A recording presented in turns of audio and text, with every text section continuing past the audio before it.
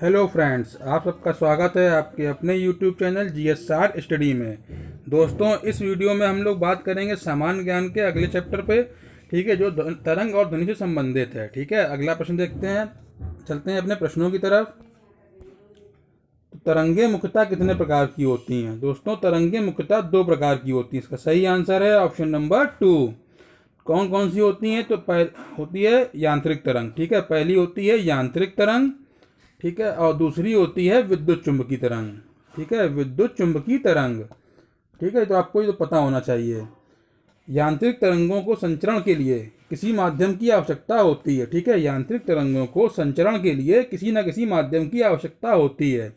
लेकिन विद्युत चुंबकीय तरंगें जो होती हैं वो निर्वात में भी संचरित हो सकती हैं। ठीक है, अगला प्रश्न देखते हैं। दोस्तों, अगर आपने हमारे वीडियो को लाइक ना किया तो लाइक कर लें और हमारे चैनल GSR स्टडी को सब्सक्राइब कर लें और साथ ही बगल वाला बेल आइकन प्रेस कर दें, जिससे जैसे ही कोई नया वीडियो हम लोग डालें तो उसका नोटिफिकेशन आप तक पहुंच जाए। चलिए, अगला प्रश्न कह रहा है यांत्रिक तरंगें कितने प्रकार की होती हैं? तो दोस्तों, यांत्रिक तरंगें होती हैं दो प्रकार की। इसका सही आंसर है ऑप्शन नंबर 1। ये होती हैं अनुप्रस्थ तरंग और अनुदैर्ध्य तरंग। ठीक है, अनुप्रस्थ तरंग और अनुदैर्ध्य तरंग। अगला प्रश्न देखते हैं। वीडियो को दोस्तों आखिरी तक देखिएगा, बहुत ही इंपॉर्टेंट क्वेश्चन इसमें डिस्कस किए गए हैं। किस तरंग के संचरण में संपीड़न व विरलन पाया जाता है? तो दोस्तों, संपीड़न कहते हैं कंप्रेशन को और विरलन कहा जाता है रेरफेक्शन को। ठीक है, तो इसका सही आंसर है अनुदैर्ध्य तरंग। ऑप्शन नंबर 2 इसका सही आंसर है। अच्छा, ये संपीड़न और विरलन का मतलब क्या है? कि जब कोई तरंग संचरण कर रही है तो वो इस तरह से मूवमेंट करती है दोस्तों। ठीक है, ठीक है, जैसे आपने देखा होगा कि इस पार्ट को बोलते हैं संपीड़न या कंप्रेशन, और जो ये वाला पार्ट है, ठीक है, जो सीधा जा रहा है, इसको बोलते हैं विरलन। ठीक है, ये आपको पता होना चाहिए। अच्छा, अनुप्रस्थ तरंग किस तरह से मूवमेंट करती है? जो अनुप्रस्थ तरंग होती है वो शृंग व गर्त के रूप में संचरित होती है। ठीक है, ये मान लीजिए कोई सीधी लाइन है तो अनुप्रस्थ तरंग का मूवमेंट क्या होगा? ये ऊपर जाएगी, फिर नीचे जाएगी, फिर ऊपर जाएगी, फिर नीचे जाएगी। ठीक है, तो इस तरह की तरंग को अनुप्रस्थ तरंग कहते हैं। इस वाले बिंदु को, जो पॉइंट यहाँ पर है, ठीक है, इसको कहते हैं शृंग। ठीक है, और जो ये पॉइंट होता है इसको कहते हैं गर्त। अगला प्रश्न देखते हैं। किस तरंग को सभी माध्यम में उत्पन्न किया जा सकता है? तो दोस्तों, ऐसी कौन सी तरंग है जिसको सभी माध्यमों में उत्पन्न किया जा सकता है? तो उसका सही आंसर है इस क्वेश्चन का अनुदैर्ध्य तरंग। ऑप्शन नंबर 1 इसका एकदम सही आंसर है। ठीक है, वायु में जो तरंगें उत्पन्न होती हैं या भेजी जाती हैं वो अनुदैर्ध्य तरंग ही होती हैं। ठीक है, अच्छा, अनुप्रस्थ तरंगों को केवल ठोस में तथा द्रवों की सतह पर ही उत्पन्न किया जा सकता है, ये भी आपको पता होना चाहिए।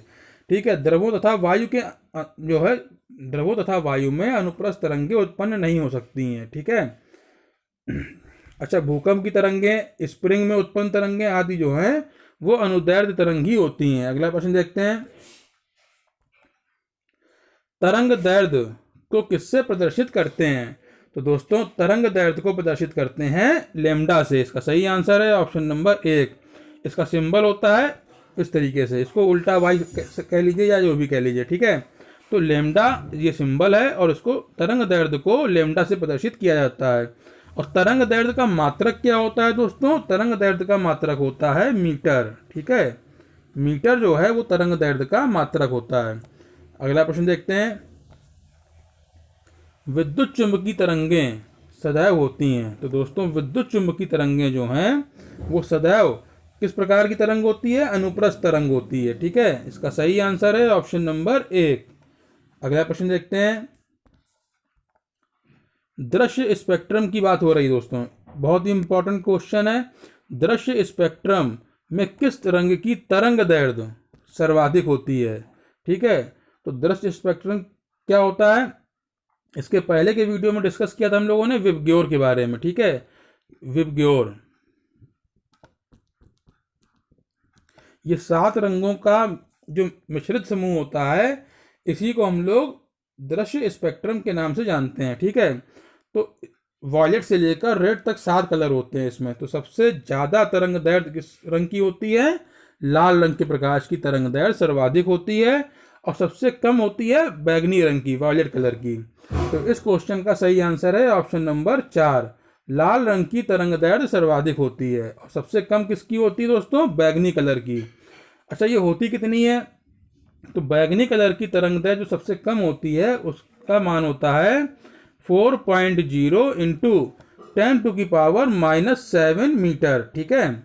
और जो लाल रंग की तरंग दैर्ध्य होती है उसका मान क्या होता है सर्वाधिक? जो इसकी तरंग दैर्ध्य होती है 7.8 इंटू 10⁻⁻7 मीटर, ठीक है। दोनों मान भी आपको पता होने चाहिए। अगला प्रश्न देखते हैं। एक्स किरणों की खोज की थी। दोस्तों मोस्ट इंपॉर्टेंट क्वेश्चन है ये, एग्जाम के पॉइंट ऑफ व्यू से कई बार पूछा गया है। एक्स किरणों की खोज की थी रोंटगन ने। इसका सही आंसर है ऑप्शन नंबर 2, रोंटगन ने एक्स किरणों की खोज की थी। अच्छा, एक्स किरणों का जो इस्तेमाल है वो हम लोग कहाँ करते हैं सामाजिक जीवन में? तो एक्स किरणों का इस्तेमाल हम लोग सामाजिक जीवन में चिकित्सा क्षेत्र में किया जाता है दोस्तों, इसका प्रयोग, ठीक है। जो एक्सरे वगैरह निकलते हैं उसमें एक्स किरणों का उपयोग करते हैं, ठीक है। अच्छा, अगला प्रश्न देखते हैं। गामा किरणों की खोज किसने की थी? मोस्ट इंपॉर्टेंट क्वेश्चन है ये भी। गामा किरणों की खोज की थी बैकुरल ने, ठीक है। इसका सही आंसर है ऑप्शन नंबर 2, बैकुरल ने, ठीक है। अच्छा, गामा किरणों की तरंग दैर्ध्य, ठीक है, गामा किरणों की तरंग दैर्ध्य सबसे कम होती है, ठीक है, तरंगों में। तो इसी कारण से इनमें अत्यधिक ऊर्जा पाई जाती है गामा किरणों में, और ये जो है लोहे की शीट वगैरह को पार कर जाती हैं, ठीक है। अगला प्रश्न देखते हैं। ध्वनि तरंगे कितने प्रकार की होती हैं? तो दोस्तों ध्वनि तरंगों का प्रकार पूछा जा रहा है। ध्वनि तरंगे 3 प्रकार की होती हैं। इसका सही आंसर है ऑप्शन नंबर 1, 3 प्रकार की होती हैं ध्वनि तरंगे। कौन कौन सी होती हैं? श्रव्य तरंग होती है, ठीक है, अवश्रव्य तरंगे होती हैं, और पराश्रव्य तरंगे होती हैं, ठीक है, पराश्रव्य। ये 3 प्रकार की ध्वनि तरंगे होती हैं, ये आपको मालूम होना चाहिए। अगला प्रश्न देखते हैं। 20 हर्ट्ज से कम आवृत्ति की तरंग क्या कहलाती है? ठीक है, तो दोस्तों ये बहुत ही इंपॉर्टेंट क्वेश्चन है। 20 हर्ट्ज से कम आवृत्ति की तरंग कहलाती है अवश्रव्य तरंगें, ठीक है। इसका सही आंसर है ऑप्शन नंबर 3, अवश्रव्य तरंगों की आवृत्ति 20 हर्ट्ज से कम होती है, ठीक है। अगला प्रश्न देखते हैं। मोस्ट इंपॉर्टेंट क्वेश्चन है, कई बार पूछा गया है, इसको ऐसे ही पूछा जाता है कि 20 हर्ट्ज से लेकर 20,000 हर्ट्ज तक की आवृत्ति की तरंग को क्या कहते हैं, ठीक है। यह क्वेश्चन बनता है कि मनुष्य के कान किस आवृत्ति की ध्वनि को सुनते हैं, ठीक है। तो इसका सही आंसर है 20 से लेकर 20,000 हर्ट्ज तक, ठीक है। ऑप्शन नंबर 2 एकदम राइट आंसर है इसका। इन तरंगों को श्रव्य तरंगे कहते हैं, ठीक है। इन तरंगों को श्रव्य तरंगे भी कहा जाता है। अगला प्रश्न देखते हैं। मोस्ट इंपॉर्टेंट क्वेश्चन है दोस्तों ये भी, पराश्रव्य तरंगें कहाँ उपयोग की जाती हैं, ठीक है। पराश्रव्य तरंगों का उपयोग किस फील्ड में किया जाता है? तो पराश्रव्य तरंगों का उपयोग किया जाता है ट्यूमरों का पता लगाने में, ठीक है। जो ट्यूमर होता है उसका पता लगाने में, पानी को शुद्ध करने में, इसके साथ साथ दांतों को निकालने के लिए भी पराश्रव्य तरंगों का उपयोग किया जाता है। दोस्तों इन तीनों में ही पराश्रव्य तरंगों का उपयोग किया जाता है इन तीनों कार्यों के लिए। इसका सही आंसर होगा ऑप्शन नंबर 4, उपरोक्त सभी। अच्छा, आपको यह भी मालूम होना चाहिए पराश्रव्य तरंगों की आवृत्ति कितनी होती है, ठीक है। एग्जाम में क्वेश्चन ये भी पूछ लेता है कि इस आवृत्ति की तरंग को क्या कहते हैं, ठीक है। तो इसकी आवृत्ति होती है पराश्रव्य तरंगों की 20,000 हर्ट्ज से ऊपर, ठीक है। कितनी दोस्तों? 20,000 हर्ट्ज से ऊपर की आवृत्ति की तरंग को पराश्रव्य तरंग कहा जाता है। अगला प्रश्न देखते हैं।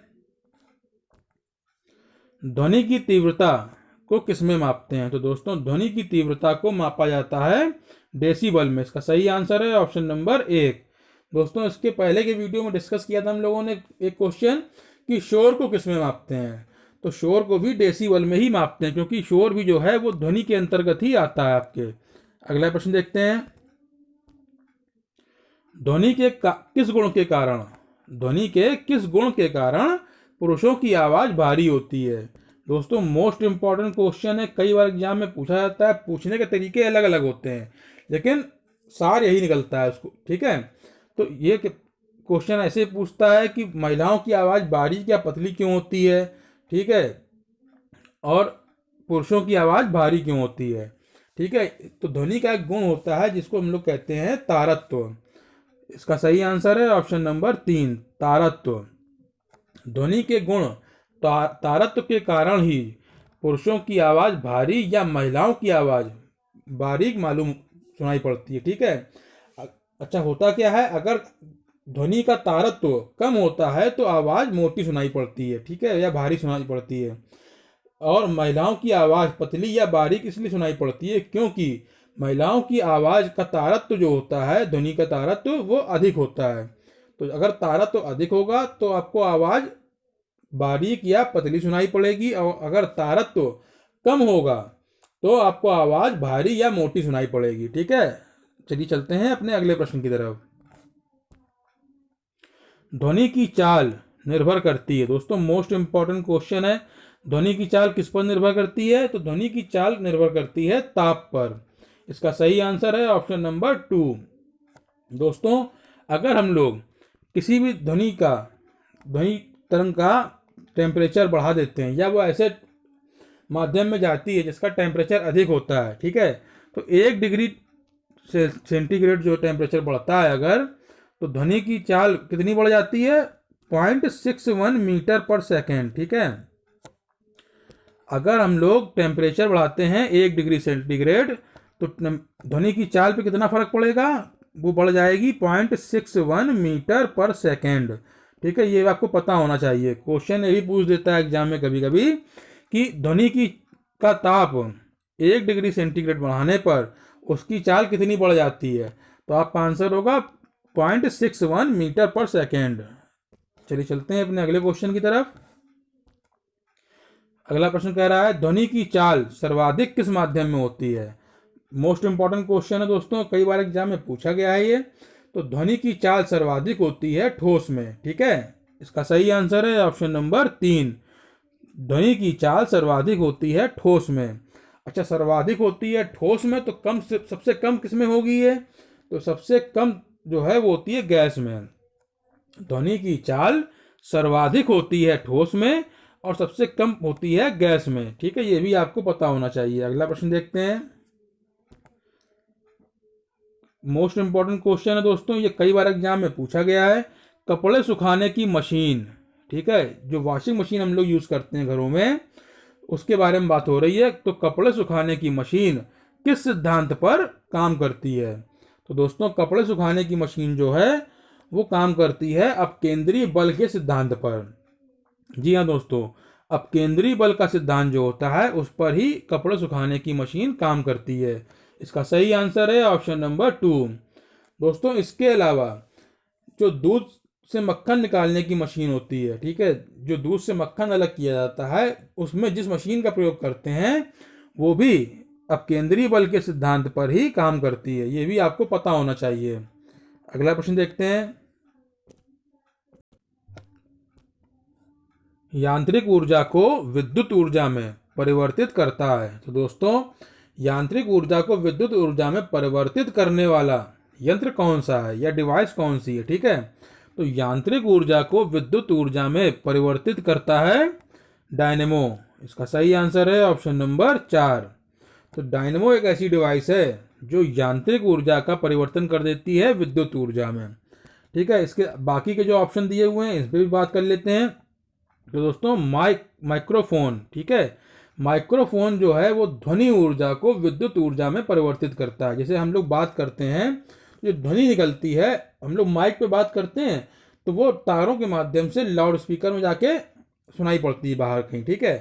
तो इसको बोलते हैं ध्वनि ऊर्जा का परिवर्तन हो रहा है विद्युत ऊर्जा में, ठीक है। तो कौन करता है? माइक्रोफोन। अच्छा, लाउड स्पीकर का काम क्या है? तो लाउड स्पीकर जो है विद्युत ऊर्जा को ध्वनि ऊर्जा में परिवर्तित करती है। तारों के माध्यम से ध्वनि जो है वो आती है और उसको जो है वो वापस वैसे ही आवाज में स्प्रेड कर देती है, ठीक है। सोलर सेल, तो सोलर सेल जो होता है वो सौर ऊर्जा को विद्युत ऊर्जा में परिवर्तित करता है। सूर्य से ऊर्जा ग्रहण करता है वो सौर ऊर्जा के रूप में, और उसको तारों के माध्यम से बैटरी में या डायरेक्ट जो इंस्ट्रूमेंट होते हैं उनमें सप्लाई करता है। तो सौर ऊर्जा को विद्युत ऊर्जा में परिवर्तित करता है सोलर सेल। और डायनमो के बारे में तो अभी हम लोगों ने पढ़ाई कि यांत्रिक ऊर्जा को विद्युत ऊर्जा में परिवर्तित करता है डायनमो। अगला प्रश्न देखते हैं, जब ध्वनि एक माध्यम से दूसरे माध्यम में प्रवेश करती है तो अपरिवर्तित रहती है। दोस्तों यहाँ बात हो रही है दो माध्यम है मान लीजिए, ठीक है। एक थोड़ा सा गैस का माध्यम है जिसमें अणु दूर दूर हैं, और एक ठोस है मान लीजिए, ठीक है, जिसके अणु पास पास हैं। तो यहाँ कह रहा है जब ध्वनि एक माध्यम से दूसरे माध्यम में प्रवेश करती है, ये है माध्यम 1 और ये है माध्यम 2। मान लीजिए कोई ध्वनि रेखा चली ध्वनि तरंग आ रही है, वो इस माध्यम से माध्यम 1 से माध्यम 2 में प्रवेश कर रही है। तो इस पॉइंट पर जो आके या आगे चल के ऐसी ध्वनि की कौन सा गुण है जो अपरिवर्तित रहता है, जिसमें कोई चेंजमेंट नहीं होता है। तो दोस्तों ध्वनि की चाल बदल जाएगी एक माध्यम से दूसरे माध्यम पर जाने पे। गैस में ध्वनि की चाल सबसे कम होती है और ठोस में सर्वाधिक होती है, हम लोगों को पता है ये। तो जब यहाँ पर इस माध्यम में चल रही है जो गैस का माध्यम है, तो इसमें धीमे चल रही होगी तरंग। ये जैसे ही ये ठोस में इंटर करेगी तो ध्वनि की चाल बढ़ जाएगी, तरंग दैर्ध्य में भी परिवर्तन हो जाएगा। तो ये भी नहीं है इसका आंसर। तो दोस्तों इसका सही आंसर है ऑप्शन नंबर 3, ठीक है। ध्वनि जब एक माध्यम से दूसरे माध्यम में प्रवेश करेगी तो उसकी जो आवृत्ति है वो सदैव अपरिवर्तित रहेगी, उसमें कोई चेंजमेंट नहीं होगा दोस्तों, ठीक है। तो ये आपको पता होना चाहिए, इसका सही आंसर है ऑप्शन नंबर 3, आवृत्ति में कोई परिवर्तन नहीं होगा। तो आवृत्ति एक ऐसी गुण है ध्वनि का जो अपरिवर्तित रहेगी माध्यम में इंटरचेंज करते टाइम पे। तो दोस्तों इसी के साथ हमारा ये वीडियो समाप्त होता है। अगर आपको हमारे द्वारा प्रोवाइड की गई इन्फॉर्मेशन यूजफुल लगी हो तो वीडियो को लाइक कर दीजिएगा और आगे शेयर कर दीजिएगा। दोस्तों अगर आपने हमारे चैनल को अभी तक सब्सक्राइब न किया हो तो सब्सक्राइब कर लें। मिलते हैं ऐसे ही आगे यूजफुल वीडियो के माध्यम से आपसे। तो चलिए, थैंक यू फ्रेंड्स।